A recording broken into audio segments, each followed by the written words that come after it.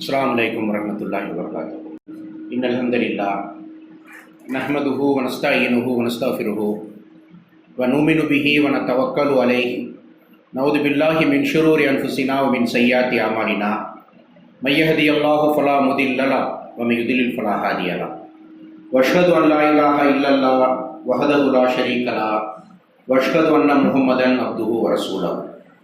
அல்லாஹும்ம ஸல்லி அலா முஹம்மதின் வ அலா ஆலி முஹம்மதின் கமா ஸல்லைத அலா இப்ராஹீம வ அலா ஆலி இப்ராஹீம இன்னக ஹமீதும் மஜீத்.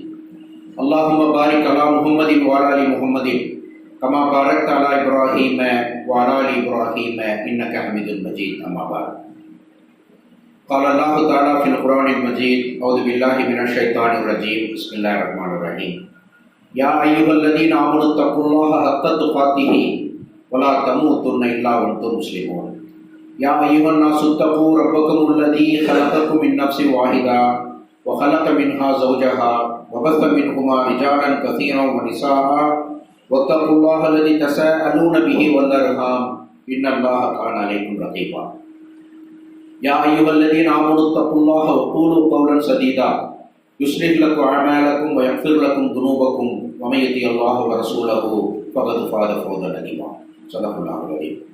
إن أصدق الحديث كتاب الله وخير الهدي هدي محمد وشر الأمور محدثاتها وكل محدثة بدعة وكل بدعة ضلالة وكل ضلالة في النار. எல்லாம் வல்ல அல்லாஹ்வின் அளப்பெரும் கருணையினால் அல்லாஹுவால் அங்கீகரிக்கப்பட்ட இஸ்லாமிய மார்க்கத்தை பற்றி பேசுவதற்கான ஒரு வாய்ப்பை நாம் அனைவருக்கும் அல்லாஹ் வழங்கியிருக்கின்றான். அல்ஹம்துலில்லாஹ். இன்று உங்களுக்கு மத்தியிலே திருக்குர்ஆனோடு தொடர்பு வைப்போம் என்ற தலைப்பின் கீழ் இருக்கக்கூடிய சில நல் உபதேசங்களை எனக்கும் உங்களுக்கும் நினைவுபடுத்திக் கொள்ளலாம் என்று நினைக்கின்றேன். இந்த தலைப்பிலே நிறைய செய்திகள் நம்ம திரும்ப திரும்ப கேட்கக்கூடிய செய்திகள் தான். ஆனாலும் இஸ்லாத்தை பொறுத்த மட்டில் சில செய்திகளை நாம் திரும்ப திரும்ப நினைவுபடுத்திக் கொண்டே இருக்க வேண்டும். அப்படிப்பட்ட சில செய்திகளிலே பிரதான இடத்தை பிடிக்கக்கூடியது இந்த திருமறை குர்ஆனோடு தொடர்பில் இருப்போம் என்று சொல்லக்கூடிய ஒரு செய்தி. அல்லாஹ் சுப்ஹானஹு வ தஆலா இந்த உலகத்தை படைத்து அதில் கோடானு கோடி ஜீவராசிகளை உயிரினங்களை படைத்து அதில் மிக சிறந்த அழகிய படைப்பாக மனிதனை படைத்திருக்கின்றார். அப்படி படைக்கப்பட்ட மனிதன் இந்த உலகிலே எப்படி வாழ வேண்டும் என்பதற்காக தனது வழிகாட்டுதல்களை தனது கட்டளைகளை வேதங்களாக நமக்கு வழங்கி அந்த வேதங்களின் அடிப்படையிலே வாழ்ந்து காட்டி மக்களை அச்சமூட்டி எச்சரிக்கை செய்வதற்காக நபிமார்களையும் தேர்வு செய்து நமக்கு அனுப்பி வைத்தார். இந்த தகவல்களை நாம் ஏற்கனவே தெரிந்து வைத்திருக்கின்றோம். இதுதான் அல்லாஹ்வுடைய ஒரு சிஸ்டம்.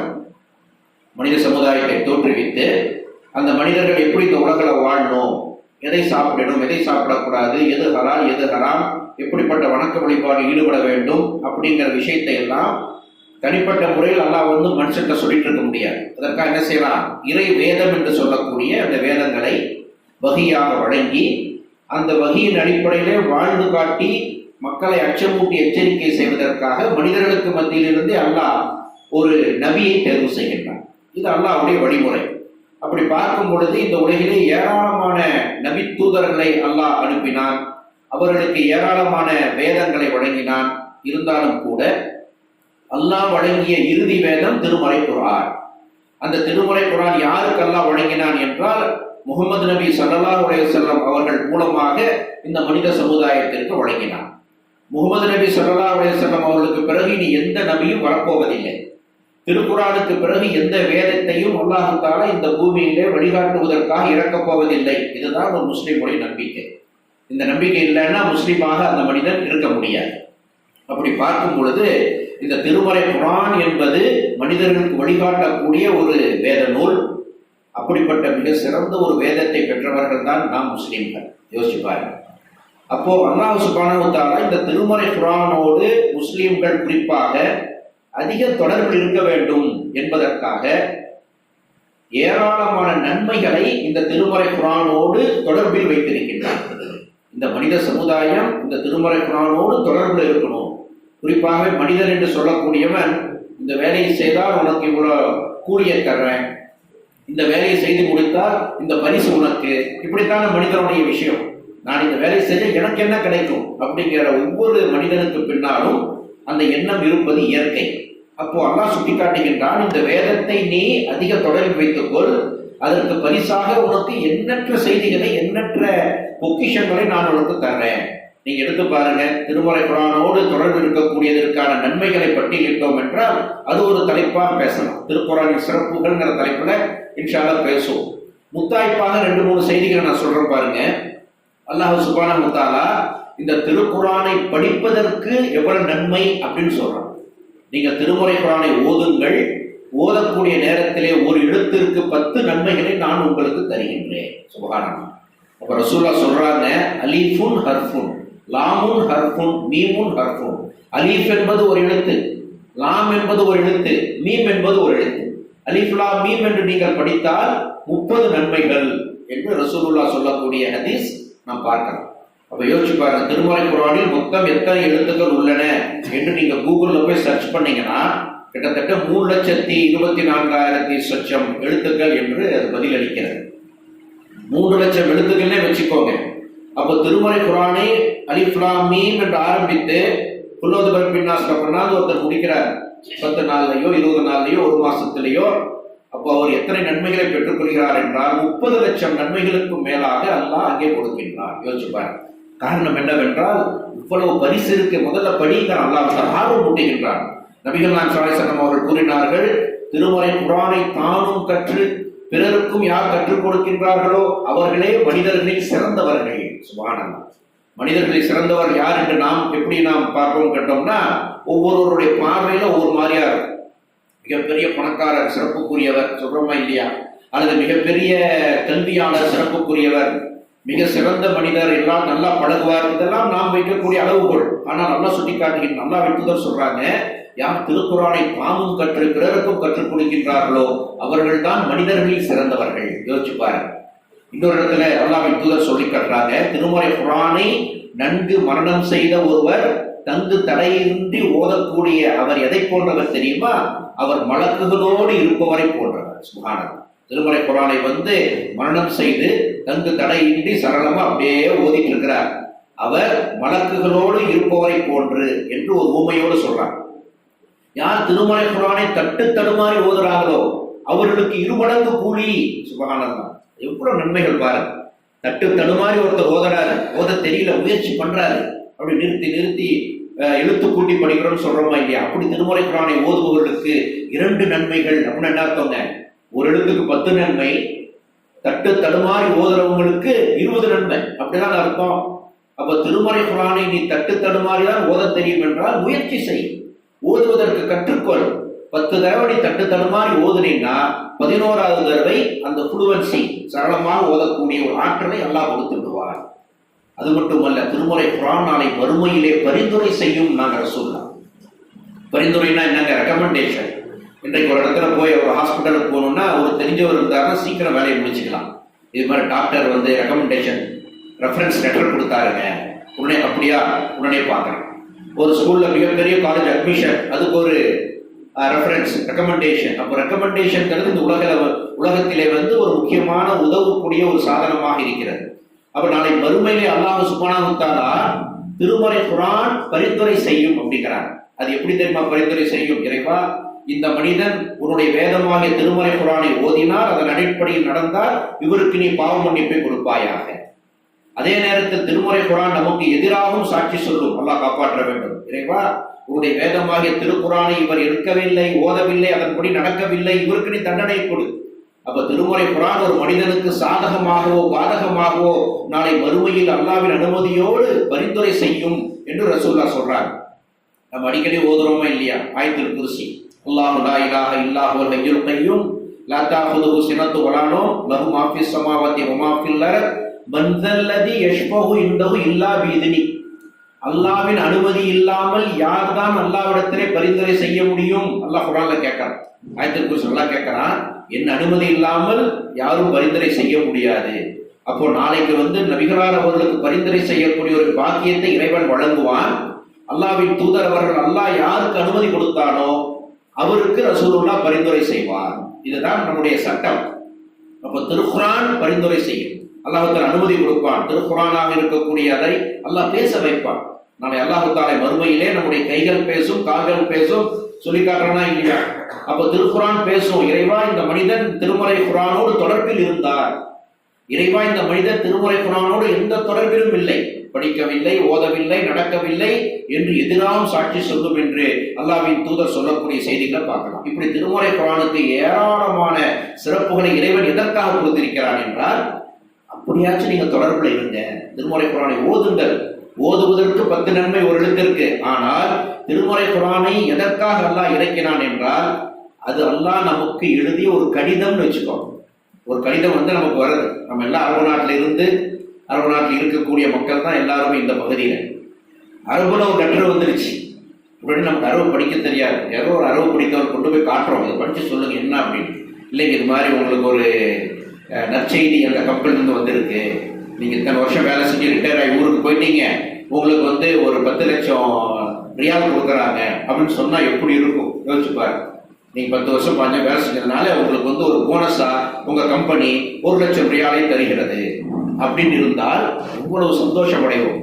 அப்போ திருக்குரான் நமக்கு விளங்கவில்லை என்றால் அதில் இருக்கக்கூடிய பொக்கிஷங்கள் நமக்கு எப்படி கிடைக்கும் யோசிச்சுப்பாரு. திருமுறை குரானை அல்லாஹ் தஆலா அரபி மொழியில் இறங்கியிருந்தாலும் கூட அதை விளங்குவதற்கான ஏராளமான சாத்தியக்கூறுகள் இன்று நம்முடைய கைகளில் இருக்கிறது. திருக்குரானை ஓதுவது, நன்மை பெறுவது என்பது ஒரு பக்கம், அதை விளங்கிய நம்முடைய வாழ்க்கையை அமைத்துக் கொள்வது என்பது வேறொரு மிக முக்கியமான ஒரு தகவல். அப்போ நாம திருமறை குரானோடு எந்த அளவுக்கு தொடர்புல இருக்கிறோம், சஹாபாக்கள் எந்த அளவு தொடர்புல இருந்தாங்க என்பதைத்தான் இன்றைக்கு நாம் சுய பரிசோதனை செய்வதற்காக சில செய்திகளை நாம் சொல்ல போறோம். முதலாவதாக பார்க்கலாம், நபிகள் நாயகம் ஸல்லல்லாஹு அலைஹி வஸல்லம் காலத்துல திருமறை குரானோடு தொடர்பில் இருந்தவர்களுக்கு ரசூலுல்லாஹ் அதிகமான ஒரு சிறப்பு தன்மைகளை கொடுத்தார். எந்த அளவுக்கு என்று பார்த்தோம் என்றால், உஹது போர்க்களத்திலே நம்ம எல்லாத்துக்குமே தெரியும், முதலில் முஸ்லிம்களுக்கு வெற்றி கிடைத்தது போன்ற ஒரு சூழல் ஏற்பட்டவுடன் அந்த உஹது மலையிலிருந்து அல்லாஹ்வின் தூதருடைய கட்டளையை மீறி எல்லாம் கீழே இறங்கிடுறாங்க. அந்த நேரத்தில் பின்பக்கமாக இருந்த காலித் பின் வலீத் அந்த நேரத்தில் ஒரு இஸ்லாத்தில் இல்லை, வந்து ஒரு குதிரைப்படையோடு தாக்குதல் நடத்தி சில முக்கியமான சஹாபாக்கள் கொல்லப்பட்டார்கள். அதில் நம்ம எல்லாத்துக்குமே தெரியும் ஹம்ஸா ரலியல்லாஹு அன்ஹு, நபிகள் நாயகம் ஸல்லல்லாஹு அலைஹி வஸல்லம் பெரிய தந்தைகள் ஒருவர் ஹம்ஸா ரலியல்லாஹு அன்ஹு, அவர் கொல்லப்பட்டார். ஹன்ஸலா ரலியல்லாஹு அன்ஹு கொல்லப்பட்டார். முஸப் என்று சொல்லக்கூடிய ஒரு சஹாபி, அப்துல்லா இப்னு ஜஹ்ஷ் என்று சொல்லக்கூடிய சஹாபி, சில சஹாபாக்கள் அந்த போரிலே மரணமடைந்தார்கள், ஷஹீதானார்கள். அந்த நேரத்தில் போர் வந்து முடிவுக்கு வந்து விட்டது. அந்த நேரத்தில் நபிகளாருக்கு முன்பாக அந்த ஷஹீதருடைய உடல்களை எல்லாம் அப்படியே வரிசையா வச்சிருக்கிறாங்க. அப்போ ஷஹீதுக்கு வந்து குளிப்பாட்டாமே அடங்கியிருக்கும், அதுதான் இஸ்லாத்தின் சட்டம். அந்த நேரத்தில் வந்து நபிகள் ஸல்லல்லாஹு வந்து கேட்கறாங்க, அல்லாஹ்வின் தூதரே, இதோ இங்கே இறந்து கிடக்கக்கூடிய சஹாபாக்கள், இவர்களில் யாரை முதலாவதாக அடக்கம் செய்வது? சுப்ஹானல்லாஹ், யோசிச்சு பாருங்க. அப்போ யாரை முதல்ல அடக்கம் பண்ணணும் அப்படிங்கிற ஒரு கேள்வியை சஹாபாக்கள் ரசூலுல்லாஹ்ட்ட வைக்கிறாங்க. ரசூலுல்லாஹி ஸல்லல்லாஹு அலைஹி வஸல்லம் அவர்கள் சொன்ன பதில், நாமளா இருந்தா எப்படி சொல்லுவோம், இவருடைய பெரிய தந்தை, இஸ்லாத்தில் இவர் வந்த பிறகுதான் எனக்கு மிகப்பெரிய ஒரு பக்க பலமாக நான் உணர்ந்தேன், உண்மையும் அதுதான். அப்படி சொல்லவில்லை ரசூலுல்லாஹ். இறந்து கிடக்கக்கூடிய எனது சஹாபா பெருமக்களுக்கு மத்தியிலே யார் அதிகம் திருமறை குரானோடு தொடர்பில் இருந்தார்களோ அவரை முதலில் அடக்கம் செய்கிறார். யோசிப்பார். அப்போ திருமறை குரானோடு தொடர்பில் இருப்பவர்களுக்கு அல்லாஹ் தஆலாவுடைய தூதர் கொடுக்கக்கூடிய ஒரு சிறப்பு, மரணித்த பிறகு முதல்ல அவரை நீங்க கஃனிட்டு முதல்ல அவரை குழியில இறக்குங்க. காரணம் என்ன? அவர் திருமறை குரானோடு அதிகம் தொடர்பில் இருந்தார் என்று சொல்லி அந்த இடத்தில் கூட அந்த இறந்த பிரேதங்களை, ஷஹீதுகளை அடக்கும் போது கூட திருமறை குரானோடு தொடர்பில் இருந்தவர்களுக்கான ஒரு அளவுகோலை ரசூலுல்லாஹ் காட்டினார். எப்படிப்பட்ட விஷயம் பாரு. உங்களுக்கு மத்தியிலே தொழக்கூடிய மக்களுக்கு மத்தியிலே யார் திருமறை குரான் அதிகம் மரணம் செய்துள்ளார்களோ அவர் தொலை வைக்கட்டும், ரசூலுல்லாஹ்வுடைய கட்டளை. இன்னும் 2-3 விஷயம் வருது அதுல. அதுக்கு என்ன ஆதாரம் பார்த்தோம்னா, ஒரு நபித்தோழர் சொல்றார், அம்ர் பின் சலமா என்று சொல்லக்கூடிய ஒரு நபித்தோழர், அதிகம் கேட்ட செய்தி தான். அப்ப அம்ர் பின் சலமா ரலியல்லாஹு அன்ஹு என்று சொல்லக்கூடிய சஹாபி சொல்றாரு, மக்காவின் வெற்றிக்கு பிறகு எங்கள் பகுதியில் இருக்கக்கூடிய என்னுடைய தந்தை உட்பட எல்லோரும் போய் ரசூலுல்லாஹ்வை போய் சந்திக்கிறாங்க. சந்திச்சு விட்டு சொல்றாங்க, அல்லாஹ்வின் தூதரே, எங்களுடைய பகுதியிலே நாங்கள் தொழுகைக்கான ஏற்பாடு செய்ய வேண்டும். ரசூலுல்லாஹ்வுடைய அந்த மக்கா வெற்றிக்கு பிறகு நிறைய பேர் இஸ்லாத்தை தழுவி இருந்தாலும் கூட அதை வெளிக்காட்டாமல் இருந்தாங்க. மக்காவில் இருக்கக்கூடிய அன்சாரிகள், அதாவது மதீனாவுடைய அன்சாரிகள், மக்காவில் இருக்கக்கூடிய முஹாஜிர்கள், இந்த குறைஷி குலத்தவர்கள். அப்போ இவங்களெல்லாம் சாராத சிலர் தனித்தனி குழுக்களாக இருந்தாங்க. அவங்க என்ன நினைச்சிருக்கிறாங்கன்னா, முதல்ல இவங்களுக்குள்ள இந்த பிரச்சனை முடியும். ரசூல்லா மக்காவுடைய வெற்றி கிடைக்கதான் பார்ப்போம், இந்த குறைஷிகளுடைய எதிர்ப்பு குறைதான் பார்ப்போம், அப்புறம் நாம இஸ்லாத்துக்கு வந்த தகவலை சொல்லலாம். இப்படி சிலர் இருந்தார். அப்படி இருக்கக்கூடிய ஒரு குழு தான் இந்த குழு. அப்ப மக்கா வெற்றி கிடைச்சிருச்சு. மக்காவில் இருக்கவர்களுக்கு எல்லோருக்கும் அல்லாஹ்வின் தூதர்கள் பொது மன்னிப்பு கொடுத்துட்றாங்க. எல்லோரும் இஸ்லாத்தை தழுவிக்கொண்டார்கள். அபு சுஃபியான் உட்பட, ஹிந்தா உட்பட, அதே போலவே பிலால் ரலியல்லாஹுடைய தோழராக இருக்கக்கூடிய ஹம்சா ரலியல்லாஹு அவர்களை கொலை செய்தாரே, யாருங்க? யார் சொல்றீங்க? வக்ஷி ஆகட்டும், எல்லோரும் அப்பதான் இஸ்லாத்துக்கு வர்றாங்க. எப்போங்க? மக்கா வெற்றிக்கு பிறகு. அந்த நேரத்துல நபிகள் நாயகம் ஸல்லல்லாஹு அலைஹி வஸல்லம் அவர்களை சந்திப்பதற்காக எனது தந்தையும் என்னுடைய தந்தையை சார்ந்த நண்பர்கள் எல்லோருமே ரசூலுல்லாஹ் போய் சந்திக்கிறாங்க. சந்தித்து தொழுகை பற்றியான விவரங்களை கேட்கின்றார்கள். ரசூலுல்லாஹ் சொல்றாங்க, உங்கள் பகுதியிலே தொழுகைக்கான நேரம் வந்தால் வாங்க சொல்லட்டும், அதன் பிறகு இகாமத் சொல்லப்பட வேண்டும். உங்களுக்கு மத்தியிலே யார் திருமறை குர்ஆனை அதிகம் மரணம் செய்துள்ளார்களோ அவர்கள் தொலை வைக்கட்டும் அப்படிங்கிற சட்டத்தோடு வர்றாங்க. அப்போ ரசூலுல்லாஹ் சந்திச்சுட்டு வந்துடுறாங்களா, போய் உட்கார்ந்து அவங்களுடைய ஊரெல்லாம் கூட்டி ஒரு மஷரா பண்ணி, நாளையிலிருந்து அல்லது இந்த நேரத்துல இருந்தே நாம தொழுகை ஸ்டார்ட் பண்ணணும். நமக்கு மத்தியிலே யார் அதிகமாக திருமறை குர்ஆனை மரணம் செய்துள்ளீர்கள் என்று பார்க்கும் பொழுது அந்த அம்ர் பின் சலமா ரலியல்லாஹு அன்ஹு சொல்றாங்க, நான் தான் அதிகம் திருமறை குர்ஆனை மரணம் செய்திருந்தேன், நான் தான் இமாமாக நின்று தொலை வைத்தேன், எனக்கு பின்னால் எல்லோரும் நின்று தொழுதார்கள், என்னுடைய வயது அப்பொழுது 6 அல்லது 7. இதுதான் சப்ஜெக்ட். 6 அல்லது 7 வயதுடைய சிறுவராக இருக்கக்கூடிய அம்ர் பின் சலமா ரலியல்லாஹு அன்ஹு அவர்கள் இமாமாக நின்று தொலை வைப்பதற்கு அவருக்கான தகுதி என்னன்னு பார்த்தீங்கன்னா, அதிகம் திருமறை குர்ஆன் வசனங்களை மரணம் செய்திருந்தார். நான் எப்படி மரணம் செய்திருந்தேன் தெரியுமா? அதையும் சொல்றார். புகாரில் எடுத்து பார்க்கலாம் நீங்க ஹதீஸ. அப்போ அவர் சொல்றாரு, எங்கள் பகுதி வழியாக மதீனாவிலிருந்து வரக்கூடிய சஹாபாக்கள் செல்வார்கள். அவர்கள் செல்லக்கூடிய அந்த பயண கூட்டத்தை நிறுத்தி அவர்களிடத்திலிருந்து திருமறை குர்ஆன் வசனங்களை ஓதச் சொல்லி நான் மனப்பாடம் பண்ணிக்கிட்டேன். இப்படிப்பட்ட முயற்சி பாருங்க. இன்னைக்கு பாத்தீங்கன்னா திருமறை குர்ஆன் நம்முடைய செல்ல எடுத்துடலாம். அரபியில வருது, உருதுல வருது, தமிழாக்கம் வருது, இங்கிலீஷ் வருது. திருமறை குர்ஆன் எல்லோருடைய வீட்டில இருக்கு. அப்படி ரசூலுல்லாஹ் காலத்தில் திருமறை குர்ஆன் தொகுக்கப்படவே இல்லையே. ரசூலுல்லாஹ் காலத்துக்கு பிறகு அபூபக்கர் சித்திக் ரலியல்லாஹு அன்ஹு காலத்தில் தான் திருமறை குர்ஆனை தொகுத்தார்கள். அதன் பிரதிகள் உஸ்மான் ரலியல்லாஹு அன்ஹு காலத்தில் தான் பிரதிகள் காப்பீஸ் எடுக்கப்பட்டது. அந்த நேரத்துல எல்லோருடைய உள்ளங்களில் திருமறை குர்ஆன் இருந்தது.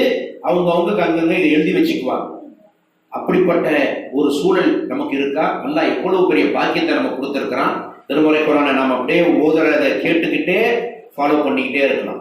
குர்ஆனை எடுத்து கையில வச்சுக்கிட்டு ஆடியோ போட்டுட்டு எது தப்பு நடக்குதா, நம்முடைய உச்சரிப்புடைய பிழை இருக்கின்றதா என்று பார்ப்பதற்கான விஷயங்கள் இன்றைக்கு இருக்கு. அப்போ அம்ர் பின் சலமா ரலியல்லாஹு அன்ஹு அவர்கள் 6 அல்லது 7 வயதுடைய சிறுவர் திருமறை குர்ஆனுடைய வசனங்களை அதிகம் எவ்வாறு நான் கற்றுக்கொண்டேன் என்று சொல்றார்.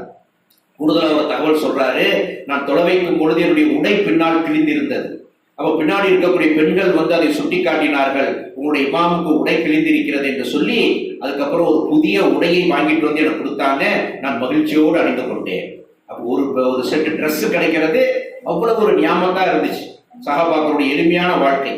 அப்ப யோசிச்சு பாருங்க, அம்ர் பின் சலமா அவர்கள் இமாமாக நின்று தொலை வைப்பதற்கு காரணம் திருமறை குர்ஆனோடு அவர் தொடர்பில் இருந்தார். உஹது யுத்தத்தில் இறந்தவரை அடக்கும் பொழுது ரசூலுல்லாஹ் கொடுத்த முக்கியத்துவம் திருமறை குர்ஆனோடு தொடர்பில் இருந்தவர்கள் என்றால் நாம் இன்னும் எந்த அளவிற்கு தொடர்பில் இருக்க வேண்டும் யோசிச்சு பாருங்க. அந்த திருமறை குர்ஆனை பற்றி அல்லாஹ் ஒரு இடத்துல சொல்லி காட்டுகின்றான், வகாலல் லதீன கஃபரு லா தஸ்மஉ லிஹாதல் குர்ஆன். இந்த திருமறை குர்ஆனை ஓதக்கூடிய விஷயத்தை நீங்கள் கேட்காதீர்கள், கூச்சல் போட்டு அதை நீங்கள் என்ன செய்யுங்க, டிஸ்டர்ப் பண்ணுங்க என்று மக்கத்து காஃபிர்கள் சொன்னாங்க. அல்லாஹ் குர்ஆன்ல சொல்றான், வகாலல் லதீன கஃபரு, அந்த காஃபிர்கள் கூறினார்கள், லா தஸ்மஉ லிஹாதல் குர்ஆன், இந்த குர்ஆன் ஓதுவதை நீங்கள் செவிமடுக்காதீர்கள், கூச்சலிடுங்கள், கைத்தட்டுங்க, சத்தம் போடுங்க என்று அவர்கள் சொன்னார்கள். அதற்கு என்ன காரணம் தெரியுமா? ஏராளமான வசனங்கள், இப்படிப்பட்ட வசனங்கள் அல்லாஹ் சொல்வதற்கு காரணம் திருமறை குர்ஆன் சஹாபாக்களுடைய உள்ளத்தை ஈர்க்கக்கூடியதாக இருந்துச்சு. அபூபக்கர் சித்திக் ரலியல்லாஹு அன்ஹு அவர்கள் என்ன செய்யறாரு கேட்டீங்கன்னா, ஒரு நாள் ஊரை விட்டு போயிடலாம்னு சொல்லி முடிவெடுக்கிறார். அபூபக்கர் சித்திக்கும் ரசூலுல்லாஹும் தானே ஹிஜ்ரத் மேற்கொண்டாங்க. அதற்கு முன்பே அபூபக்கர் சித்திக் ஒரு முறை தனியாக ஹிஜ்ரத் மேற்கொண்டு பயணம் கிளம்பிட்டார். அதற்கு என்ன காரணம் தெரியுமா? இந்த மக்கள் என்னை தொலை விட மாட்டேங்கிறாங்க, இந்த ஊர்ல மக்கத்து காஃபிர்களாக இருக்கக்கூடிய குறைஷி என்னுடைய உறவினர்கள் என்னை தொலை வைப்பதற்கு தொழுவதற்கு அனுமதி தர மாட்டேங்கிறாங்க என்று சொல்லி வீட்டை விட்டு கிளம்பி வெளியே போயிடுறார்.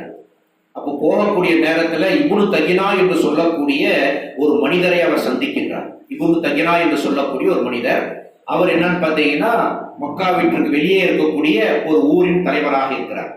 அப்போ அபூபக்கர் சித்திகை பார்க்கிறார். இப்னு தகினா, என்னங்க வியாபாரத்துக்கு கிளம்பிட்டீங்களா? இல்லப்பா, நான் மக்கா விட்டுட்டு வெளியில போயிட்டேன், கிளம்பிட்டேன், ஹிஜ்ரத்து. எதற்கு போறீங்க? நீங்க ஒரு மிக சிறந்த மனிதர், நீங்கள் மக்கா விட்டு செல்வதும் தவறு, உங்களை மக்கா விட்டு வெளியேற்றியதும் தவறு, வாங்க நான் கூட்டிட்டு போறேன். அவர் இஸ்லாமிய சகோதரர் கிடையாது. இப்னு தகினா அபூபக்கர் சித்திகை கூட்டிட்டு வர்றார். என்னப்பா காரியம் பண்ணீங்க? எப்படிப்பட்ட ஒரு சிறந்த மனிதர், பிறருக்கு நன்மை செய்யக்கூடியவர், நல்ல மனிதர், இவரை போய் நீங்க ஊரை விட்டு அனுப்புறீங்க என்று சொல்லும்போது அவங்க சொல்றாங்க, இந்த அபூபக்கர் இருக்கின்றாரே, இவர் நல்ல மனிதர், எங்களுக்கு எந்த விதமான பிரச்சனை இல்லை. அவர் தொழும் பொழுது வீட்டின் முற்றத்தில் திருமறை குர்ஆன் வசனங்களை அழகாக ஓதி தொழுகின்றார். அதன் காரணமாக எங்கள் வீட்டில் இருக்கக்கூடிய பெண்கள், முதியவர்கள், இளைஞர்கள் எல்லோரும் அதை செவிமடுத்து அவர்களும் அழ ஆரம்பித்து விடுகின்றார்கள். சுபஹானல்லாஹ். அப்ப அவங்க சொல்றாங்க, திருமறை குர்ஆனை இவர் அழகாக ஓதுறார். அந்த ஓதுதல் கேட்கக்கூடிய எங்கள் வீட்டு பெண்கள், குழந்தைகள், எங்கள் வீட்டு ஆட்கள் எல்லோரும் அந்த திருமறை குர்ஆனால் ஈர்க்கப்படுகின்றார்கள். இப்படியே போன நிலைமை அவங்களும் இஸ்லாத்துக்கு வந்துட்டாங்கன்னா என்று சொல்லி அந்த இடத்துல ஒரு சமரச பேச்சுவார்த்தை நடத்துறாங்க. என்ன பேச்சுவார்த்தை? நீங்கள் இனிமேல் தொழுவதாக இருந்தால் வீட்டுக்குள்ள போய் தொழணும், வெராண்டால சத்தமா போட்டு தொழுகிற வேலையே இருக்கக்கூடாது என்று சொல்லி அந்த உடன்படிக்கை நடந்ததை நாம் புகாரில் பார்க்க முடிகிறது. அதன் பிறகு அபூபக்கர் சித்திக் கொஞ்ச நாள் வீட்டுக்குள்ளேயே தொழுகிறார். மறுபடியும் வெளியில தொழ ஆரம்பிச்சிடுறார். அந்த சம்பவம் நீண்டது போகுது. மறுபடியும் இந்த பிரச்சனை இப்னு தகினா பக்கத்து ஊர் தலைவருக்கு போகுது. என்னங்க உங்க முன்னாடி பஞ்சாயத்து நடந்துச்சேன்னு? இல்லப்பா, முதல் நாம பேசணும், அந்த உடன்படிக்கை மீறிட்டோம், நீங்க என்ன வேணாலும் முடிவெடுத்துக்கோங்கன்னு சொல்லி அவர் விளக்கிறார். அப்போ நான் எதற்காக சொல்கிறேன் என்றால், மனிதனுடைய உள்ளங்களை ஈர்க்கக்கூடிய ஒரு சக்தி எதுக்கு இருக்கு? திருமறை குர்ஆனுக்கு இருக்கு. நமக்கு அந்த திருமறை குர்ஆன் ஓதும் போது நமக்கு என்னைக்கு அந்த ஃபீலிங் வந்திருக்கா? உரசி பார்க்க வேண்டும். சரி, இவர்கள் எல்லாம் முஸ்லீம்கள், அவர்களுக்கு அந்த உணர்வு வந்தது. முஸ்லீம் இல்லாத ஒரு கிறிஸ்துவருக்கு அந்த உணர்வு வந்ததாக நாம் புகாரில பார்க்கலாம். அவர் யார்? அபிசீனியா நாட்டை சேர்ந்த நஜ்ஜாஷி என்று சொல்லக்கூடிய ஒரு கிறிஸ்துவ மன்னர். அப்ப அந்த நஜ்ஜாஷிங்கிற மன்னர் என்ன செஞ்சுட்டு இருக்கிறாருன்னா, பக்கத்து நாட்டில் இருக்கிறாரு. சஹாபாக்கள் மதீனாவில் இருந்து, மக்காவில் இருந்து முதலாக ஹிஜ்ரத் எங்க போறாங்க? அபிசீனியாவுக்கு போறாங்க. அப்ப பின்னாடி துரத்திக்கிட்டே ஒரு குரூப் போகுது. அந்த முதலில் சேர்ந்த சஹாபாக்கள் குழுவுக்கு யார் தலைவராக இருக்கின்றார் என்றால், ஜாபிர் பின் அபு தாலிப் ரலியல்லாஹு அன்ஹு, அலி ரலியல்லாஹு அன்ஹுடைய மூத்த சகோதரர், அண்ணன். அவர் தலைமையில தான் ஒரு குரூப் போறாங்க. அப்ப பின்னாடியே சில குறைஷி மக்கள் போய் என்ன செய்யறாங்க? அவர்களை எப்படி பேசி கூட்டிட்டு வந்துடணும், நம்ம ஊரை விட்டு அங்க போயிட்டாங்களா, எப்படிப்பட்ட மக்கள் பாருங்க, இங்கேயும் நீ செய்யக்கூடாது, அங்கேயும் போகக்கூடாது, அந்த அளவிற்கு அவர்கள் மிகவும் கொடூரமாக இருந்தாங்க. அப்ப நஜ்ஜாஷி என்று சொல்லக்கூடிய மக்கள்கிட்ட அந்த மன்னருடைய ஆட்சியில போய் அவங்க தஞ்சம் புகுந்து கிறிஸ்துவர் அங்க இருக்கிறாங்க. அப்போ இங்க இருந்து போனவர்கள் சொல்றாங்க, நஜ்ஜாஷி மன்னருக்கு சில பரிசுகளை எல்லாம் கொண்டுட்டு போய் கொடுக்குறாங்க. நஜ்ஜாஷி மன்னர் அவர்களே, எங்கள் ஊரில் இருந்து ஒரு குழு எங்களுடைய மூதாதையர்கள் பின்பற்றக்கூடிய மார்க்கத்தை விட்டுவிட்டு புதியதான சில மார்க்கத்தோடு உங்களுடைய நாட்டிற்கு வந்துள்ளார்கள் என்று சொன்ன உடனேயே அவர்களை நீங்கள் எங்களோடு அனுப்பி வைக்கணும், நாங்கள் பரிசு போறவர்கள் சொல்லும் பொழுது, நஜ்ஜாஷி மன்னர் ஒரு சிறந்த மன்னர். அவர் சொல்றாரு, முதல்ல வெயிட் பண்ணுங்க, அவங்களை கூப்பிட்டு விசாரிக்கலாம். இது ஒரு நீண்ட சம்பவம், சுருக்கமா சொல்றேன். அப்ப கூப்பிட்டு விசாரிக்கின்றாங்க. நஜ்ஜாஷி மன்னருடைய அவையிலே அந்த மக்காவை சேர்ந்த பிரமுகர்கள் அப்படியே அமர்ந்தவர்களாக, இந்த பக்கம் அபுதாலிப்புடைய மகன் ஜாபிர் பின் அபுதாலிப் அவர்களுடைய தலைமையிலே சஹாபாக்கள் நின்று கொண்டுள்ளார்கள். அப்போ அவர்களுக்கு மத்தியிலே உரையாடல் நடக்கின்றது. மன்னர் கேட்கின்றார், என்னப்பா விஷயம்? ஆம், அல்லாஹ்வின் தூதர் என்று சொல்லக்கூடிய முகமது நபி ஸல்லல்லாஹு அலைஹி வஸல்லம் அவர்கள் எங்களுக்கு மத்தியிலே தூதராக தேர்வு செய்யப்பட்டார். அவர் ஓர் இறைவனை வணங்க வேண்டும் என்று சொல்லுகின்றார், விபச்சாரம் செய்யக்கூடாது என்று சொல்லுகின்றார், மது அருந்தக்கூடாது என்று சொல்லுகின்றார், குலப்பெருமை பாராட்டக்கூடாது என்று சொல்லுகின்றார் என்று சொல்லி அந்த நல்ல உபதேசங்களை எல்லாம் சொல்றார். நஜ்ஜாஷி மன்னர் கவனமாக கேட்டுக்கிட்டே இருக்கிறார். அப்போ பக்கத்தில் இருக்கக்கூடிய மக்கத்து வாசி அவர் சொல்றாரு, நீங்கள் யாரை தெய்வமாக கருதி கொண்டிருக்கின்றீர்களோ அப்படிப்பட்ட மரியம் அலைஹிஸ்ஸலாமுடைய மகன் ஈசா நபியை பற்றி என்ன கருத்து, அதை கேளுங்க அப்படிங்கிறார். ஏன்னா நம்முடைய பார்வையில் என்னங்க, குர்ஆன் என்ன சொல்லுது? அல்லாஹ்வுடைய மகன் ஈசா கிடையாது, மரியம் அலைஹிஸ்ஸலாமுடைய மகன் தான் ஈசா. ஈசா என்று சொல்லக்கூடிய அவர் இறை தூதர், அதுதான் அல்லாஹ் நமக்கு கற்றுக் கொடுக்குறான். அப்போ இந்த பாயிண்ட் அவங்க எடுத்து கொடுக்குறாங்க. ஈசா நபியை பற்றி நீங்க கேளுங்க, நீங்க ஈசா நபியை மிக உயர்ந்த ஸ்தானத்தில் வச்சிருக்கிறீங்கன்னு சொல்ல உடனே அவர் ஜாபிர் பின் அபி தாலிப் சூரே மரியமுடைய சில வசனங்களை ஓதி காட்டுறார். சுப்ஹானல்லாஹ். ஈசா என்று சொல்லக்கூடியவர் மரியமுடைய மகன், அல்லாஹ்வுடைய தூதர். அவர் சிறப்புக்குரியவர் என்று சொல்லக்கூடிய ஈசா நபி பற்றி செய்தியை சொன்ன உடனேயே நஜ்ஜாஷி மன்னருடைய கண்களில் இருந்து கண்ணீர் தாரை தாரையாக வடிவதை நான் கண்டேன். சுப்ஹானல்லாஹ், நஜ்ஜாஷி மன்னருடைய உள்ளத்தை அது இருக்கிறது. அப்படி தாரை தாரையா அந்த சபையில் இருக்கக்கூடிய அந்த கிறிஸ்துவ பாதிரிமார்களுடைய ஏடுகள் நனையும் வண்ணம் அவர்களும் அழுதார்கள். அடுத்துட்டு சொல்றாரு, கீழே ஒரு சின்னதா ஒரு குச்சி கிடக்குது, அந்த குச்சி எடுத்து காட்டுறாரு. எங்களுடைய இஞ்சிலில் இருக்கக்கூடிய விஷயங்களும் உங்களுடைய திருமுறை குர்ஆனில் இருக்கக்கூடிய விஷயங்களும் இந்த குச்சி அளவில் கூட வித்தியாசம் இல்லை. ஏனென்று கேட்டோம் என்றால், இஞ்சிலில் அல்லாஹ் குறிப்பிடுவது என்ன? ஈசா ஒரு நபிதான், இறுதி கட்டத்திலே நபிகளார் என்று சொல்லக்கூடிய முகமது நபி என்று சொல்லக்கூடிய மற்றொரு இறுதி நபி தோன்றுவார் என்பதுதான் இஞ்சிலில் உள்ளது. இன்றைக்கு இருக்கக்கூடிய பைபிளில் அது மனித கரங்களால் மாசுபடுத்தப்பட்டு மாற்றி எழுதப்பட்டு விட்டது. அந்த உண்மையான இஞ்சிலை படித்த அந்த நஜ்ஜாஷி மன்னர் அதை ஒப்புக்கொண்டார். சுப்ஹானல்லாஹ், ஒப்புட்டு சொல்றாரு, கொண்டு வந்த பரிசுகளோடு நீங்கள் திரும்ப போயிருந்தோம், இந்த பக்கமே வரக்கூடாது, நீங்கள் இந்த நாட்டிலே சுதந்திரமாக இருக்கலாம். எந்த அளவுக்கு என்று சொன்னால், இதன் பிறகு நஜ்ஜாஷி மன்னர் இஸ்லாத்தையும் தழுவிக்கொண்டார். அந்த செய்தி அல்லாஹ்வுடைய தூதருக்கு அல்லாஹ் எடுத்துக்காட்டினா, நஜ்ஜாஷி மன்னர் மரணித்து விட்டார் என்று சொன்ன உடனேயே அந்த நாட்டிலே அவருக்கு ஜனாசா தொழுகை நடத்தப்படுகிறதோ இல்லையோ, நாம் அவருக்காக ராயப் ஜனாசா என்று சொல்லக்கூடிய ஜனாசா தொழுகை நாம் இங்கு நடத்தலாம் என்று சொல்லி இங்கே அந்த தொழுகை நடத்தினார் மதீனாவிலே. யோசிச்சு பாருங்க. அப்ப யோசிச்சு பார்த்தோம் என்றால், மனித உள்ளங்களை ஈர்க்கக்கூடியது இந்த திருமறை குர்ஆன். நம்ம ஏன் ஈர்க்கல? என்றைக்கு நாம் திருமறை குர்ஆனை படித்து அழுதிருக்கின்றோமா? திருமறை குர்ஆனிலே அல்லாஹ் சுப்ஹானஹு வ தஆலா சொல்லக்கூடிய செய்திகளை நம்முடைய உள்ளத்தை என்றைக்காவது தேய்த்துள்ளதா என்றால், அதற்கு என்ன காரணம்? திருமறை குர்ஆனை நாம் விளங்கி படிப்பதில்லை. திருமறை குர்ஆனுடைய மொழியாக்கத்தை பொறுமையாக படிப்பது, இந்த திருமறை குர்ஆனுடைய வசனங்கள் இறங்குவதற்கு மூல காரணமாக இருந்த தப்சீர் என்ன சொல்லுகிறது, இதையெல்லாம் நாம் கொஞ்சம் கொஞ்சமாக படித்து உணர்ந்து கொண்டோம் என்றால் திருமறை குர்ஆன் நம்முடைய வாழ்க்கையே மாற்றிவிடும். அல்லாஹ் திருமறை குர்ஆனை பற்றி இன்னொரு இடத்துல சொல்லி காட்டுகின்றான். யா அய்யுஹன் நாஸ், மனித சமுதாயமே. முஸ்லிம்களை அழைத்து சொல்லல, யா அய்யுஹன் நாஸ், மனித சமுதாயமே, கத் ஜாஅத்துக்கும் மௌஇதத்தும் மிர் ரப்பிக்கும் வ ஷிஃபாஉன் லிமா ஃபிஸ் சுதூர். இந்த திருமறை குர்ஆன் என்பது உங்கள் இறைவனிடமிருந்து வந்த அழகான அறிவுரை. இந்த திருமறை குர்ஆனை பற்றி அல்லாஹ் சொல்றா, அல்லாஹ்விலிருந்து வந்த ஒரு அட்வைஸ், அறிவுரை. இன்னைக்கு அறிவுரை மூமின்களுக்கு பயனளிக்கும் அல்லாஹ் குர்ஆன்ல சொல்றான். நான் ஒரு தவறு செய்யும் பொழுது என்னுடைய சகோதரர் சுட்டி காட்ட வேண்டும், நீங்க செய்யறது சரியில்லை, அல்லாஹ்வுக்காக இதை நீங்க மாற்றிக்கொள்ளுங்கள். அப்படியா? அந்த மூமினாக இருக்கக்கூடியவன் உடனே நான் மாற்றிக்கொள்கின்றேன், ரொம்ப சந்தோஷம். இந்த பழக்கம் நம்ம கிட்ட வரும். ஒரு மூமின் இன்னொரு மூமினுக்கு நிலை கண்ணாடியை போல. நாம் செய்யக்கூடிய தவறுகள் என்ன அவர்கிட்ட சொல்ல மாட்டோம். பாரு என்ன பண்ணிட்டு இருக்கான் அப்படின்னு நாம சொல்லுவோம். இது மனிதனுடைய இயல்பு, அதை நாம் மாற்றிக்கொள்ள வேண்டும். அப்ப அல்லாஹ் சொல்றான், இந்த அறிவுரை என்பது மூமின்களுக்கு பயனளிக்கும். இந்த அறிவுரை குர்ஆன் என்று சொல்லக்கூடிய அறிவுரை யார் கொடுக்கக்கூடிய அறிவுரை? அல்லாஹ் சுட்டி காட்டுகின்றான், ரப்பிக்கும், அல்லாஹ்விடத்திலிருந்து வரக்கூடிய அறிவுரை. திருமறை குர்ஆன் என்பது அல்லாஹ்விடத்திலிருந்து வரக்கூடிய ஒரு அறிவுரை. ஷிஃபாஉன் லிமா ஃபிஸ் சுதூர், இதுதான் மிக முக்கியமான வார்த்தை. ஷிஃபா என்றால் என்ன? நிவாரணம் இல்லையா?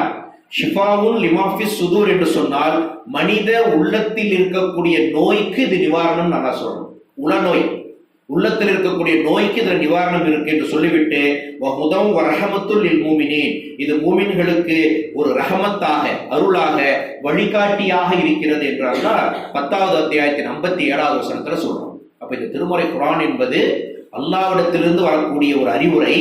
இது மனித உள்ளங்களில் இருக்கக்கூடிய நோய்க்கு மருந்து. அது என்னங்க உள்ள நோய்? உள்ளத்தில் இருக்கக்கூடிய நோய் என்ன? மனிதனுக்கு பிரஷர், சுகர், கொலஸ்ட்ரால் இல்லையா, அதுக்கப்புறமேல் பார்த்தீங்கன்னா அல்சர், இப்படி ஏராளமான நோய்கள் மனிதன் அப்படியே கடந்து செல்லுகின்றான். மாத்திரை சாப்பிட்றான், ஓகே. தலைவலி, டாக்டர்கிட்ட போகிறோம். அல்லது எதிர்பாரா விதமான ஒரு சிறிய பிரச்சனை, டாக்டர்கிட்ட போய் அல்லாஹ்வுடைய உதவி கொண்டு அவன் சரி செய்து கொள்ளுகின்றான். ஆனால் உள்ளத்தில் இருக்கக்கூடிய நோய்க்கு எந்த டாக்டருமே கிடையாது. சைக்காட்ரிக் சொல்றோமா இல்லையா, மனோதத்துவ டாக்டர், அதெல்லாம் ஒரு தற்காலிகத்திற்காக. ஆனால் அல்லாஹ் சொல்றான், இந்த திருமுறை குர்ஆன் என்பது உளநோய்க்கு இதில் மருந்து இருக்கு. மனிதனுடைய உள்ளத்தில் வரக்கூடிய நோய்கள் என்ன? பொறாமை ஒரு நோய், காழ்ப்புணர்வு ஒரு நோய் இல்லையா, அதிகமான கோபம் ஒரு நோய், கஞ்சத்தனம் ஒரு நோய், புறம் பேசுவது ஒரு நோய். இந்த நோயின் காரணமாக இன்றைக்கு மனிதன் தடுமாறி கொண்டிருக்கின்றான். இந்த நோயின் காரணமாக உடலும் கெட்டுவிடுகிறது, உள்ளமும் கெட்டுவிடுகிறது, உறவும் கெட்டுவிடுகிறது. எல்லாம் கெடுதா இல்லையா? இந்த உள்ளத்தில் ஏற்படக்கூடிய நோய்க்கு இந்த திருக்குர்ஆன்ல மருந்து இருக்கு. சுப்ஹானல்லாஹ். இதுக்கு நாம என்னைக்காச்சும் ட்ரை பண்ணியிருக்கிறோமா? எனக்கு அதிகமாக ஒரு பொறாமை குணம் எனக்கு வந்துள்ளது, நான் என்ன செய்வது? திருமறை குரான் எடுத்து படித்து பாருங்கள். அந்த திருமறை குரானோடு தொடர்புடைய ஹதீஸ்களை படிக்கும் பொழுது அந்த பொறாமை குணம் போயிடும். அல்லாஹ்வின் தூதர் சொல்றாங்க, நீங்கள் உங்களுக்கு மேலான ஒருவரை பார்த்து உங்களுடைய மனம் சஞ்சலப்படும் போது உங்களுக்கு கீழ் உள்ளவர்களை பார்த்து நீங்கள் அல்லாஹ்விற்கு நன்றி செலுத்துங்கள். இதுக்கு மேல என்னங்க மருந்து வேணும்? இன்றைக்கு நாம அல்ஹம்துலில்லாஹ் 2 வீலர்ல போறோம். எத்தனையோ பேர் சைக்கிள் மிதிச்சுக்கிட்டு டவுன் பஸ்ல நசுக்கிக்கிட்டு போறாங்களே. இன்னைக்கு நம்ம கார்ல போறோம், இன்னொருத்தர் பென்ஸ் கார்ல போறோம். அல்லாஹ்வுக்காக நமக்கு இந்த காரை கொடுத்திருக்கின்றானே, வெயிலுக்கு பாதுகாப்பாக போயிட்டு வர்றோமே என்று நமக்கு கீழுள்ளவர்களை பார்த்து ஒரு மனிதன் தான் அமைதி கொள்ள வேண்டும். அப்போ பொறாமை என்பது நமக்கு வராது. அல்லாஹ் இவருக்கு செல்வத்தை கொடுத்திருக்கின்றானா, பாரக்கல்லாஹ், அவருக்காக இன்னும் உங்களுக்கு அல்லாஹ் பரக்கத் தரட்டும் என்று பிரார்த்தனை செய்யுங்கள். ரசூலுல்லாஹ் சொல்றாங்க, நாம் பிறருக்காக பிரார்த்தனை செய்யும் போது மலக்குகள் நமக்காக பிரார்த்தனை செய்வார்கள். பிரார்த்தனைகளை பற்றி இன்ஷா அல்லாஹ் ஒரு நாளைக்கு பேசலாம். பிறருக்காக செய்யக்கூடிய பிரார்த்தனையில எவ்வளவு நன்மைகள் இருக்குன்னு பார்த்தோம்னா, நம்முடைய பிரார்த்தனைகள்ல 3/4 நேரம் பிறருக்கு தான் நம்ம பிரார்த்தனை செய்வோம். அல்லாஹ்வின் தூதர் சொல்றாங்க, நீங்கள் ஒருவர் பிறருக்காக பிரார்த்தனை செய்தால் உங்களுக்காக அல்லாஹ்வின் மலக்குகள் பிரார்த்திப்பார்கள். மலக்குகள் அல்லாஹ் சொன்னாதான் பிரார்த்திப்பார்கள். நினைத்ததையெல்லாம் மலக்குகள் செய்ய மாட்டார்கள். அல்லாஹ் எந்த பணியை சொல்லுகின்றானோ அந்த பணியை செய்வார்கள். இதோ என்னுடைய அடியான் அவருடைய நண்பருக்காக, உறவுகளுக்காக, அவரிடத்திலே தொடர்புடைய இல்லாத ஒரு மனிதருக்காக பிரார்த்தனை செய்கின்றார், அவருக்காக நீ சென்று பிரார்த்தனை செய் என்று மலக்களை அனுப்பிச்சு வைக்கிறார். அப்போ நான் முத்தலிஃபண்ணனுக்காக பிரார்த்தனை செய்தால், இறைவா முத்தலிஃபண்ணன் சந்தோஷமாக இருக்க வேண்டும், ராகத்தோடு இருக்க வேண்டும், உடல் ஆரோக்கியத்தில் இருக்க வேண்டும் என்றால் மலக்குகள் எனக்காக பிரார்த்தனை செய்வார்கள். அப்போ பிரார்த்தனையுடைய முக்கியத்துவம் பார்த்தீங்களா? அப்போ யோசிச்சு பார்த்தோம் என்றால், பிறரோடு நல்லா இருந்தாங்கன்னா அவங்களுக்கு பாரக்கெல்லாம் சொல்லுங்க. மலக்குகள் உங்களுக்கும் அல்லாஹ் பரக்கத்து தருவான், தர வேண்டும் என்று பிரார்த்தனை செய்வார்கள். நம்ம கேட்கிற பிரார்த்தனை அங்கீகரிக்குமா, அங்கீகரிக்காதா நமக்கு தெரியாது. மலக்குகள் கேட்கக்கூடிய பிரார்த்தனையை அல்லாஹ் அங்கீகரிப்பான். காரணம் என்ன? அல்லாஹ் சொல்லித்தான் அவங்க கேட்கிறாங்க. அப்ப யோசித்து பார்த்தோம் என்றால், இப்படியாக உள்ளத்தில் இருக்கக்கூடிய அந்த உல நோய்க்கு திருமறை குரான் ஒரு சிறந்த மருந்து என்று அல்லாஹ்வின் தூதர் சொல்லக்கூடிய விஷயத்தை பார்க்கலாம். அப்படி பார்த்தோம் என்றால், இன்றைக்கு திருமறை குரானோடு நாம் எப்படி தொடர்புல இருக்கிறோம்? இளைஞர்கள் அன்றைய காலத்தில் திருமறை குரானோடு எப்படி தொடர்புல இருந்தாங்க? அதற்கு ஒரு ஆதாரமாக ஒரு செய்தியை நாம் பார்க்க முடிகிறது. முஸ்லிம், அகமது போன்ற ஹதீஸ்ல பார்க்கிறோம். 70 நபர்கள் காரினா என்னங்க? திருமறை குரானை தங்கு தடையின்றி ஓதுவதோடு மட்டுமின்றி எங்கு நீட்டி ஓத வேண்டும், எங்கு நிறுத்த வேண்டும், எந்த இடத்துல எப்படி ஓத வேண்டும், தஜ்வீதோடு காரியாக ஓதக்கூடிய 70 நபர்கள். சுப்ஹானல்லாஹ். அந்த 70 இளைஞர்கள் அவர்கள் சொல்லுகின்றார்கள், நாங்கள் எங்களுக்கு மத்தியிலே திருமறை குரானை ஓதி கற்றுக்கொண்டோம். நான் ஓதுற நீங்க கேளுங்க என்று இவர் ஓதுவார். 70 பேருமே இளைஞர்கள். நாங்கள் ஒருவருக்கொருவர் திருமறை குரானை கற்றுக்கொள்வோம், ஓதிக்கொள்வோம், விளங்கிக் கொள்வோம். அதே நேரத்தில் நாங்கள் என்ன செய்வோம் என்றால், மாலையிலே மதீனாவிற்கு வெளியிலே இருக்கக்கூடிய இடத்திற்கு சென்று அங்கு இருக்கக்கூடிய தண்ணீரை சுமந்து வந்து மதீனா பள்ளியிலே இருப்பவர் உது செய்வதற்காக தண்ணீரை நாங்கள் சப்ளை செய்வோம். இளைஞர்களுடைய வேலை எப்படி இருந்துச்சு பாருங்க. திருமறை குரானை படிப்பது, ஓதுவது, பிறருக்கு கற்றுக் கொடுப்பது, அங்கே தொழுகைக்கு வரக்கூடிய சகோதரர்களுக்கு உதவி செய்வது, இப்படியாக நாங்கள் இருந்தோம் என்று சொல்லக்கூடிய விஷயத்தை பார்க்கணும். அப்ப இளைஞர்கள் இன்றைக்கு நாம் எப்படி இருக்கிறோம்? நம்முடைய நேரங்களை நாம் எவ்வாறு செலவிடுகின்றோம்? ஒவ்வொருவரும் உரசி பார்க்கக்கூடிய கட்டாயத்தில் இருக்கும். எப்படி அம்ரு பின் சலமா ரலியல்லாஹு அன்ஹு அவர்கள் 6-7 வயதுல இமாமாக இருந்தாரோ, எப்படி 70 இளைஞர்கள் திருமறை குரானோடு தொடர்பில் இருந்தார்களோ அந்த நிலைக்கு நாம் வர வேண்டும். பெண்கள் எப்படி இருந்தாங்க? பெண்கள் சொல்லவே வேண்டாம். திருமறை குரானோடு அதிகம் தொடர்பில் இருந்தவர்கள் பெண்கள், அன்றைய சஹாபி பெண்மணிகள். அன்னை ஆயிஷா ரலியல்லாஹு அன்ஹாவுடைய வாழ்க்கையில நம்ம ஒரு சம்பவத்தை பார்க்கலாம். அன்னை ஆயிஷா ரலியல்லாஹு அன்ஹா அவர்கள் நபிகளாருடைய மனைவிகளில் ஒருவர். நபிகளார் மரணிக்கும் போது ஆயிஷாவுடைய வயது 18 வயதுல ஒரு இளைஞியாக இருக்கக்கூடிய ஆயிஷா அன்னை அவர்கள் 18 வயது ரசூலுல்லாஹ் மரணிக்கின்றாங்க. அதிகமான ஹதீஸ்களை அறிவித்த பெண்மணி யாருங்க? ஆயிஷா ரலியல்லாஹு அன்ஹா. திருமறை குரானை மரணம் செய்தவர் ஆயிஷா ரலியல்லாஹு அன்ஹா. பெண்கள் எத்தனையோ பேர் திருமறை குரானை மரணம் செய்துள்ளார்கள். இன்றைக்கு பொதுவாகவே ஆண்கள் தான் ஹாஃபிஸ் ஆகிறாங்க, பெண்கள் ஆகிறாங்க எண்ணிக்கையில 10க்கு 1 இப்படித்தான். ஆனால் ஆயிஷா ரலியல்லாஹு அன்ஹா, ஹப்ஸா ரலியல்லாஹு அன்ஹா இவங்கெல்லாம் திருமறை குரானை மரணம் செய்த பெண்களாக இருந்தார்கள். அப்போ ஆயிஷா ரலியல்லாஹு அன்ஹா ஒரு முறை நபிகள் நாயகம் ஸல்லல்லாஹு அலைஹி வஸல்லம் அவர்களுக்கும் அன்னை ஆயிஷா ரலியல்லாஹு அன்ஹா அவர்களுக்கும் இடையே அந்த பிரச்சனை ஒன்று வருதா இல்லையா? ஒரு சின்னதா ஒரு களங்கம் கற்பிக்கப்பட்டார். நம்ம எல்லாத்துக்குமே தெரியும். ஒரு போரிலிருந்து திரும்பி வரும் பொழுது அன்னை ஆயிஷா ரலியல்லாஹு அன்ஹா அவர்கள் வந்து அந்த சிவிகையில இருக்கிறாங்கன்னு நினைச்சுக்கிட்டு அவங்களை சுமந்து வந்துடுறாங்க. ஆனா ஆயிஷா அன்னை அங்கேயே இருக்கிறாங்க, மிஸ் பண்ணிட்டு வந்துடுறாங்க. பின்னாடி வரக்கூடிய ஒரு சஹாபி அன்னை ஆயிஷாவை பார்த்துட்டு இன்னா லில்லாஹி வ இன்னா இலைஹி ராஜிஊன் இந்த ஒரு வார்த்தையை தான் சொல்றாரு. டக்குன்னு விழிச்சு பார்க்கறாங்க, இவர் நிற்கிறாரு, கையை நீட்டுறாரு, ஒட்டகத்தை உட்கார்ந்துட்டு நடந்தே கூட்டிட்டு வராரு மதீனாவுக்கு. இந்த சம்பவத்தை இட்டுக்கட்டி சில யூதர்கள் ஒரு தப்பான பிரச்சாரத்தை சொல்றாங்க. அன்னை ஆயிஷா அவர்களுக்கும் இந்த சஹாபி சஃப்வான் என்று நினைக்கிறேன் அவர் பெயர், ரெண்டு பேர்த்துக்கும் தவறான ஒரு விஷயம். அந்த நேரத்தில் நபிகளாருடைய மனம் பதபதைக்கிறது. என்னடா இப்படி சொல்றாங்க? அல்லாஹ்வின் தூதராக இருந்தாலும் இல்முல் கைப் மறைவான ஞானம் அவருக்கு இருந்துச்சுங்களா?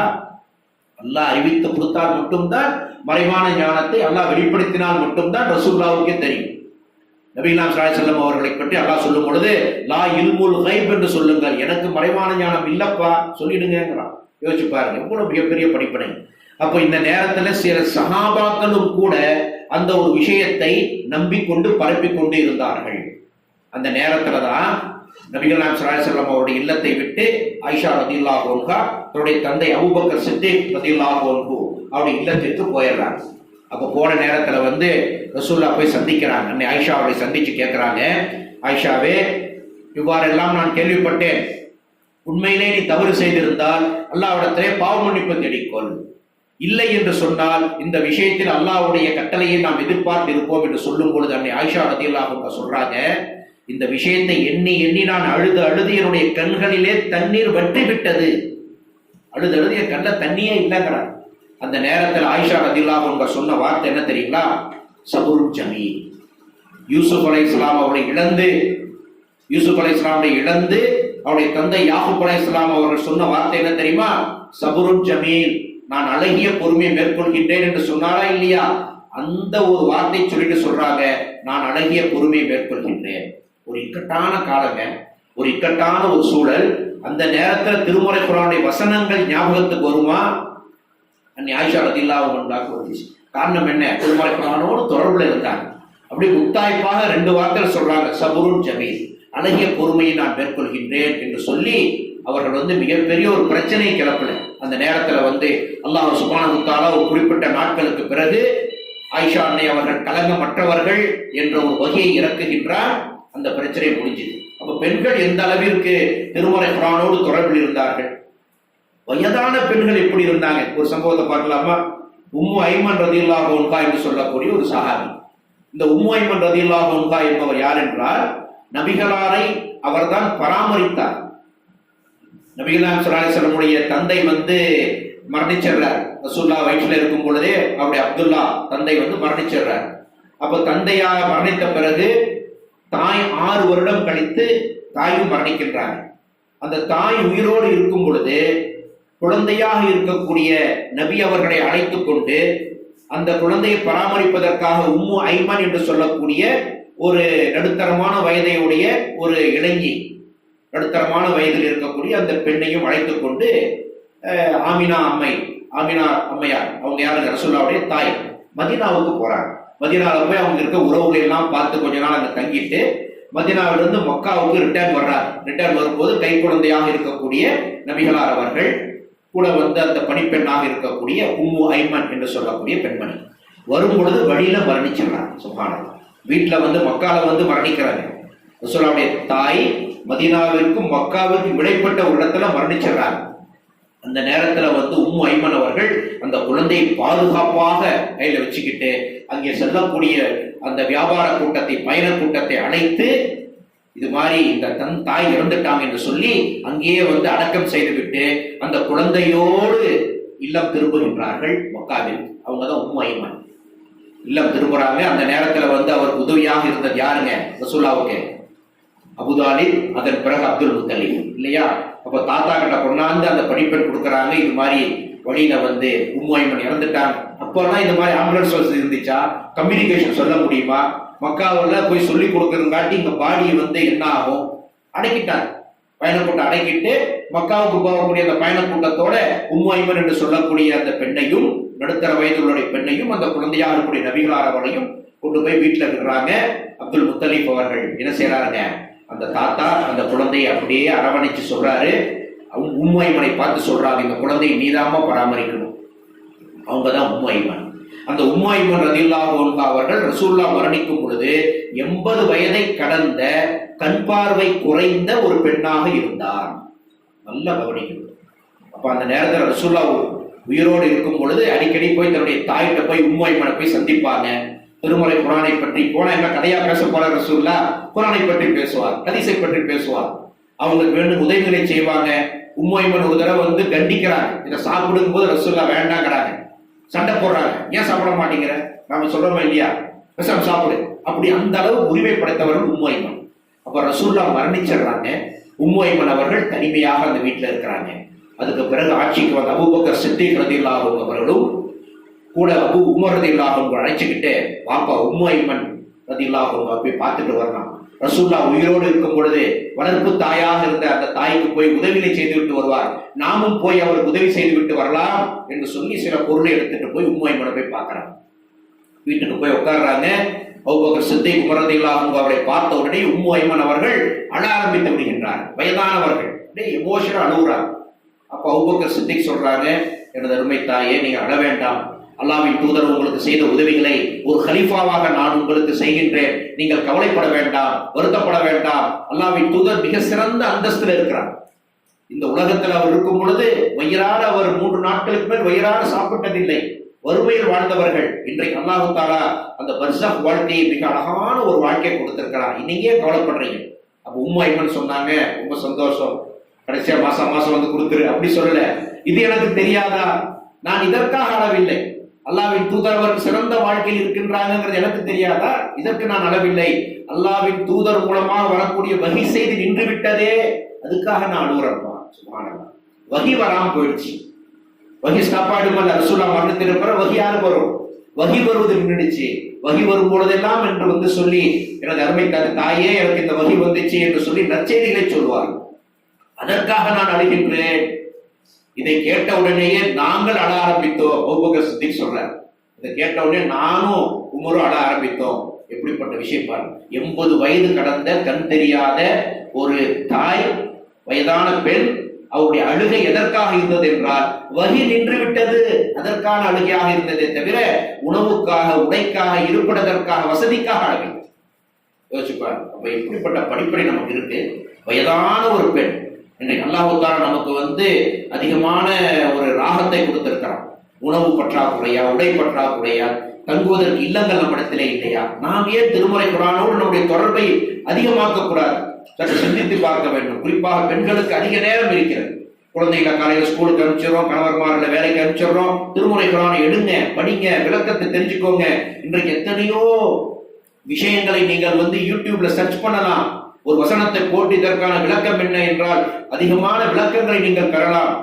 அது உங்கள் வாழ்க்கையில் நீங்கள் கடைபிடிங்கள். அப்படிப்பட்ட மக்களாக நாம் மாற வேண்டும். எல்லாம் அல்லாஹ் சுப்ஹானஹு வ தஆலா நாம் மரணிக்கும் போது திருமறை குர்ஆனோடு தொடர்புடைய மக்களாக, ஈமான் கொண்ட மக்களாக மரணிக்கக்கூடிய வாய்ப்பினை எனக்கும் உங்களுக்கு வழங்குவானாக என பிரார்த்தித்து இந்த சிறிய உரையை நிறைவு செய்கின்றேன். வாஹிரு தஅவானா அல்ஹம்துலில்லாஹி ரப்பில் ஆலமீன்.